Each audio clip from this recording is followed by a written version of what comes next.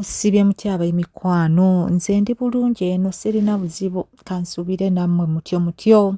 Kati nno twakomye ku part 6 eyongereyo n'ekiboozibuuzi gwe yakatweyungako bupatsi bonna gye buli saagala ogambe nti nga tukulese nnyo. Tuli ku kiboozibuuzi kya omuvubuka eyazina step sister kati agenda ziniramu n'omukozi. So twakomye nga Shakira agenze mutooyi ng'ate omuvubuka ono akyakakasa Joan nga bw'atali mu relationship ne step sister. Bwe yamugamba nti omuwala ono muto ate n'ekirala okimanyi ye sister wange kale sisobola kuba mu relationship naye. Ko Joan n'agamba nze byogerako sibitegeera kati oluggi lwammwe lwaki nalulese luggule ate ngenda okkomawo nga luggaddwa mubadde mukola ki? Awo nasekawo ne mugamba naawe beera siriyasi bw'oba onjagala ate ng'era oyagala tubeere mu relationship naawe olina okutandika okunneesiga. Joan kyava agamba nno olabika oli siriyasi. Banange mumatiza nti Joan nkwagala era ndi siriyasi. Awo Shakira bwe yaviirayo mutooyi ne mugamba naye ggwe ng'oluddeyo nnyo. Maama ky'ogamba tuli ku ssomero oyagala nakuŋŋaana kugendanga mutooyi.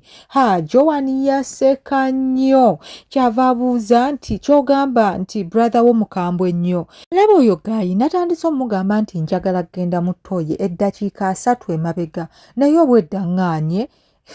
Kyokka naawe munne tomubeerera muzibu ate.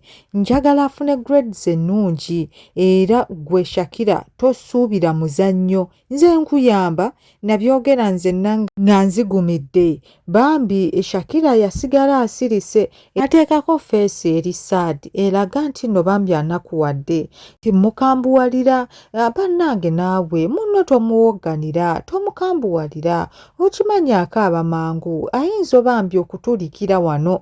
Shakira yajja n'atuula bambi ku buliri ng'era asirise kati oba tusome nno toyogera bingi. Shakira bw'atyo bwe yaŋŋamba bannange kambaleke naye Shakira jjukira mami ye yagamba brother wo abeere siriyasi naawe nkimanyi naawe. Shakira bw'atyo ng'addamu Joan amma kale weebale beera siriyasi naye. Bw'atyo Joan bwe yanduumira nga bw'afuluma ruumu yange era yasika oluggi n'aluggala. Shakira mangu nnyo yagenda ku luggi n'agenda straight alingirize alabe oba Joan agenze abuliddeyo era bw'atyo yakomawo ku luggi n'alusiba mpola mpola n'ateekamu ekisumuluzo. Fembi ne tukwatuka ne tuseka naye era mu mpola mpola tetwaleekaana. Emikono gyange bwe ntyo nagigaziya nga njagala Shakira ajje ampe haaga era bw'atyo yajja ng'asmayiringa. Jjukira nali ntudde ku buliri yantuukako yansindika n'engwa ku buliri kya bugazi olwo nangwako waggulu nanywegera nange of course ne munywegera ng'olwo bwe mukutte mu mugongo twenywegera nno okumala akabanga. Shakira n'atandika okufokasinga olwo omukwano ne gumulinnya era namukwata amabina ne ntandika okganyiganyiga. Siriyasi eno bwe twenywegera munnange kyambuukako dakiika ze twamala nga tuli mu kwenywegera n'okweweweeta omusolo gwange gwalinga gwe bakubye kibooko bannange gwagaana okuyima. Sayidi eno Shakira ye yali awoomerwa prosesi eno nga nkwata ku matama agabweweeta nga bw'akomba omumwa gwange n'olulimi lwe nze nasigala nnyiga amabina ngemwe muweweeta mu mugongo clearly obutamudisappointinga. Bw'atyo yagwa ku buliri kya bugazi ng'ayagala nze mugende kungulu. Omanyi abakazi tebamanyi kyakukola nga batuuse waggulu kuffe abasajja era namuteeka bwe nti ku buliri bulungi slowly ne ntandika okumunywegera mpola mpola. Bannange Shakira yali yayidde dda yankwata nanyweza nange ne mukwata amabeere ne ntandika okgaweweeta n'emikono gyange ebiri ninga bwenganyiganyiga. Shakira yali azimirizza amaaso yali overtaken nga takyamanyi biri ku nsi yali awoomerwa era ng'anyumirwa ekikolwa kye tulimu. Kendeeza ku supiidi gye nali nnyiga amabeere ne ntandika okikola mpola mpola ng'ekigendererwa njagala omukira gwange bambi guyime naye bannange omukira gwagaana okuyima. Leeta namugenda waggulu ne munywegera era bannange kwolwo nabula okkaaba simanyi kyali kiruuse ku mukira gwange gwagaana okuyima nagezaako enfunda eziwera nakola buli kakodyo ke mmanyi omukira gwagaana okuyima kati nensalawo bambi engeri omuwala ono gye yali ayimyeyimye edda nengamba kamukole kalmansi just nga simuzinye era bwento namwambula bulawuzi ye bw'aba ewaka yali tayambala kaleega ne mugenda wansi ne mujjamu sikaati ne ka black patrak yali ayambadde olwo nno kati ng'ali bukunya nze nali nkyayambadde engoye zange okunwegerwa kwagenda mu maaso bwento nenkwata omukono gwange ogwa right nenkwata ebbeere lye nendinyiganyiga ngeno bwe munyogera nga nfokasinze mpola mpola omusolo ne gutandika okudda waggulu nentandika okusekaaseka olwo omutima ne gudda engulu naye ng'era teguyimye nga bwe njagala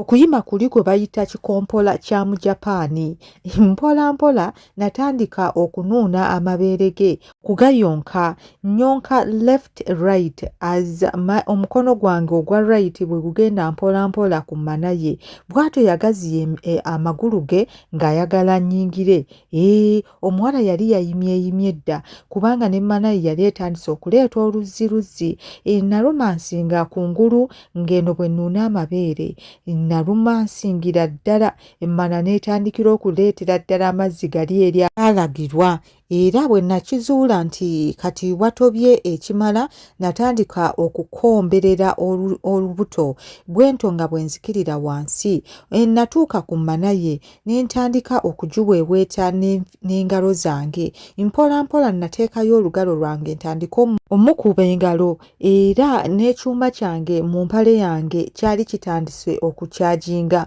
ngamba ekyuma ky'omu Japaani era engalo zange zaamukuba bulungi nnyo n'atandika okussira mu kamwa ke ku supiidi Shakira yali tamanyi controllinga muntu ali muzina yaleekaananga nnyo era bwe ntyo namukolera sayini okumulaga nti bambi kendeeza ku ddoboozi bwe yakendeeza naye era kyali kiri too much nze nasigala mukuba engalo mpola mpola ng'eno atandise okukola kasawundi k'omusota kino kiri ku basajja bonna bw'oba okuba engalo wabeerawo ekintu ekikugamba nti oyongeze supiidi ekyo kye ŋŋamba nayongeza supiidi munnange nalaba olugalo olumu nga terumala nenteekayo olugalo olwokubiri bannange Shakira yatandika okuloolinga half left half right yali atandise nno okukola ka sawundi akak'omusota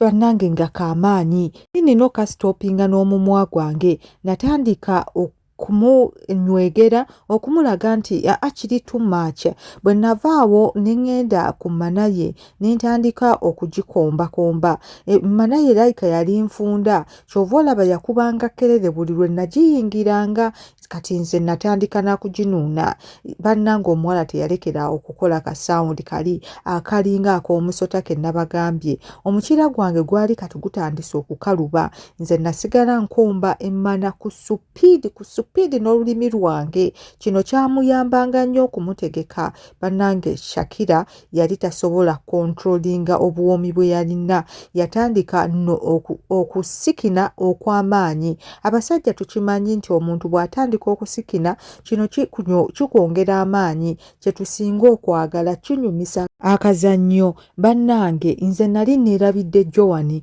ng'era sikyayagala kumanya oba awulira oba tawulira bwento nayongerayo olugalo mu mana ye nentandika omukuba engalo ng'eno bwe ngikomba bannange Shakira yaleekaana okusikina kwali kw'amaanyi nnyo nali nkiraba nti nno bambi ali kuwoomerwa era ali kumpi kusammula kale nakomba akajanjaalo ku supiidi n'olulimi lwange ng'eno bwe mukuba engalo ku supiidi nakyo bannange omubiri gwe gwatandika okutambula emikono gye ng'ogiraba nti tegiteredde nga bwankwata ku mutwe bwakwata amasuuka ebigere bwe bikankana ng'eno bwasikina ku ddoboozi ery'amaanyi nze nagenda mu maaso nga nkola ekintu kyange ka supiidi kosaakendeeza nali saagala bambi Shakira asammulire mu feesi yange bwento nalekeraawo okukomba emmana nentandikamu kubangalo ng'omutwe gwange guli waggulu eno omukono gwange omulala nga gwo gunyiga amabeere mukono omulala nga gumuzina oba guyite nga gukuba engalo bannange kuno Samula nali sikulabangako, kwalinga streams of Rwenzori dams kwega gwali kw'amaanyi, okusikina nga kwo kwalinga kuleekaana. Bwe ntyo nagenda mu second half, nali neerabidde ku linnya Joan nga sikyagala kumanya bigenda mu maaso ne Joan. Bwe ntyo najja mu kishooti kyange ne mwebakako waggulu, ne ntandika okutambuza omukira gwange ku manaye mpola mpola, wallahi amazzi gaali gakyavaayo. Then ne mukuba akakyabali, bannange yasikina. I think nti Joan yali bweru ng'awulira buli kigenda mu maaso. Ntyo nakwata omukira gwange ne nguteeka mu mana ya Shakira. Bannange yasikina nnyo nga bwakusikayo ate. Kyava ngamba nti bannange mpola mpola, ne mugamba kati nno gweteekeyo. Bw'atyo n'akwata omukira gwange n'agweteekayo mu mana mpola. Bannange yaleekaana. Ng'omukira gumaze omutuuka mu mana, natandika okumuzina. Eno yalinga oba muvi, twalinga abazannya ekinankuuka. Omwana yasikina ng'alinga agamba tuli bafumbo era tuli mu apaatimenti yaffe. Joan yatandika okukonkona ku mulyango. For sure ffe tetyatukanga, nze nasigala nzina kubanga nali njagala kusammula. Bannange omuwala Joan yakonkona oluggi. Shakira bwe yalaba nga nange saagala kulekeraawo okuzina, n'ayooka ayongera okusikina. Joan yatandika okugula oluggi ng'akozesa ebisumuluzo. Nange byagaana okuggulawo. Nze nali ntuuse okusammula era bwe ntyo nasammula mpola mpola.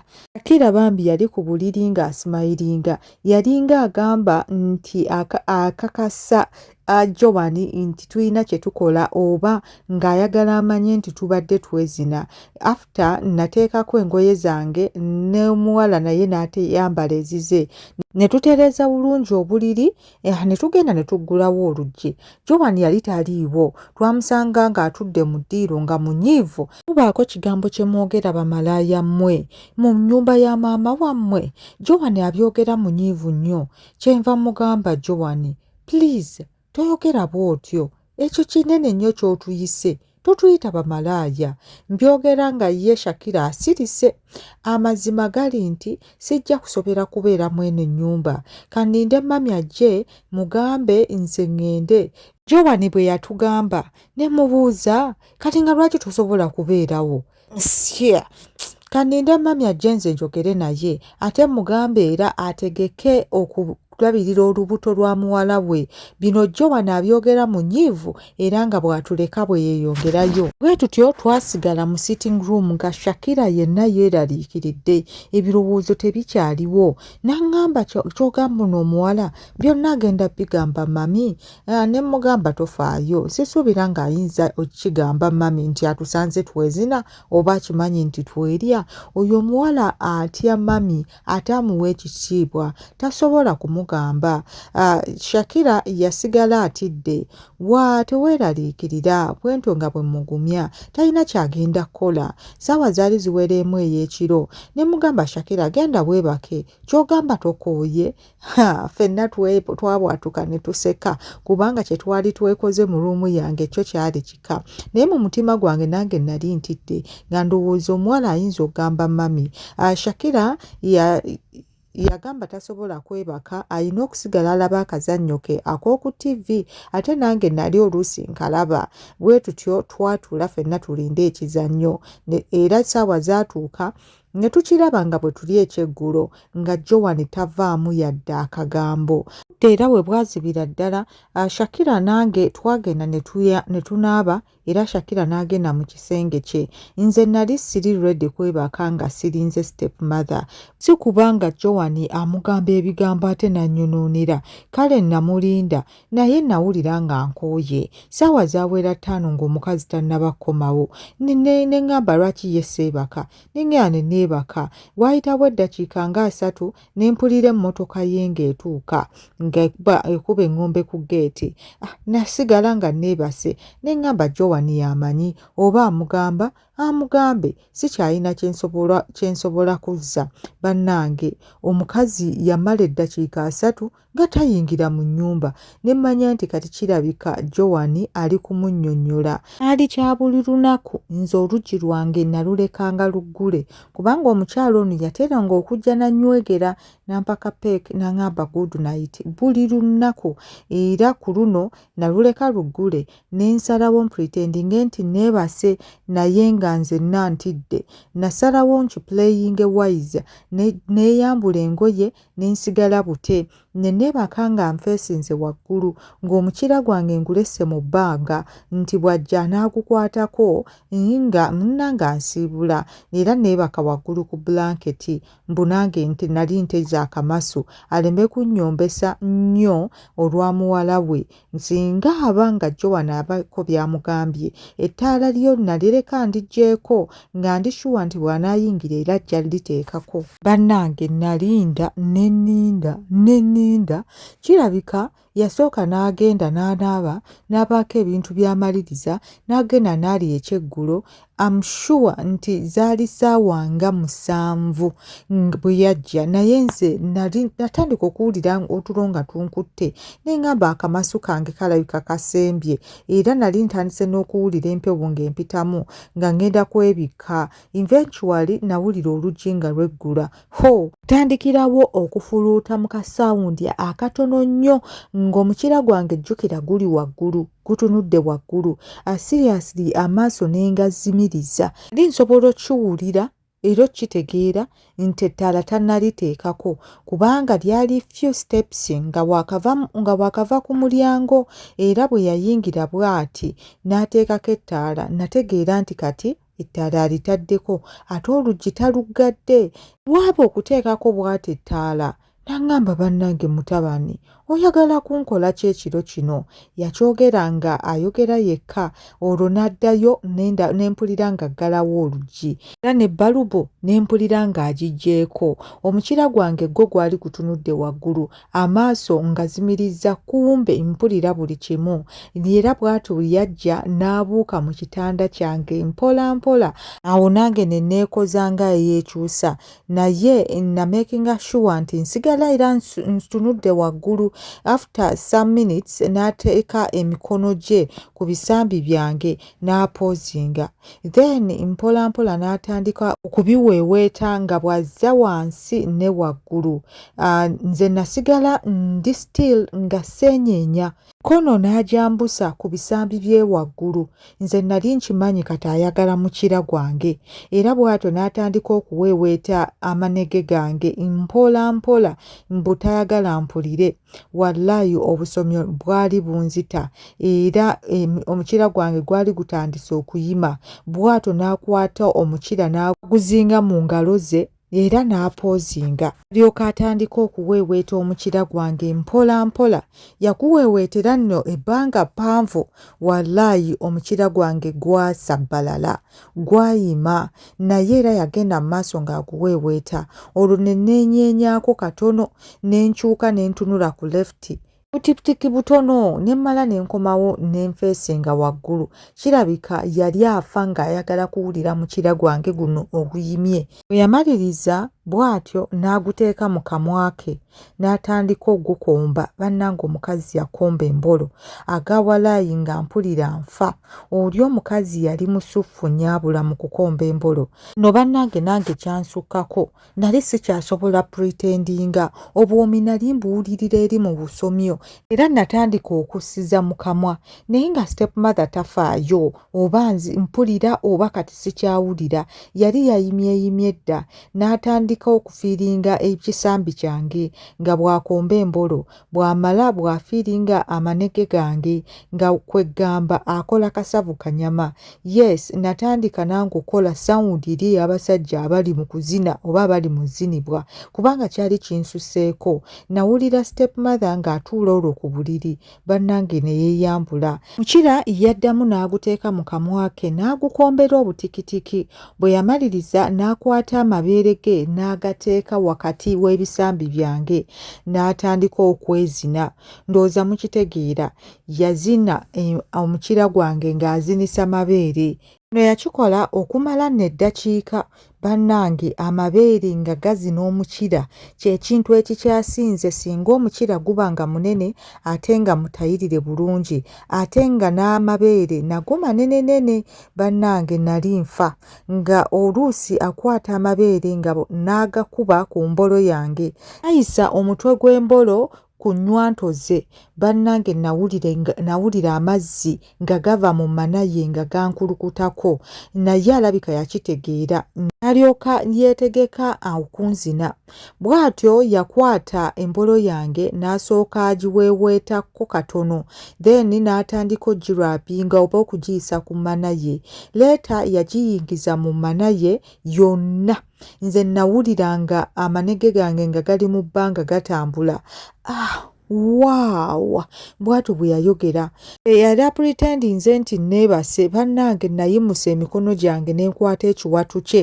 eno n'atandika okunzina mpola mpola munyumiddwa nnyo mulimba kapaati ako nkakomezzaawo mwali mulaba obuzannyo buno bwe twalabanga ku TV nga bw'otandika okunyumirwa bw'oti batandise okwenywegera nga bakasalako nga bagamba mulinde paati eddako kati nammwe mulinde paati eddako munyumiddwa nnyo mulimba omukama abankuumire naye nammwe mwetegeke mumpeereze ku videos ku bu stories nsomerako bannammwe sigenda kwogera mannya gammwe gano amannya ge mulaba genteeka muno si ge gali mu mboozi eno nze nkuliyetinzeewo amannya gange ne ngateekamu era sijja kwogera mannya gammwe nja kunyumya kibooziboozi tewali ajja kutegeera nti yeggwe mpozi gwe akampeereza ggojja okwemanya mubeere bulungi omukama abankuumire mulinde kapaati akalala nange otulo tunnuma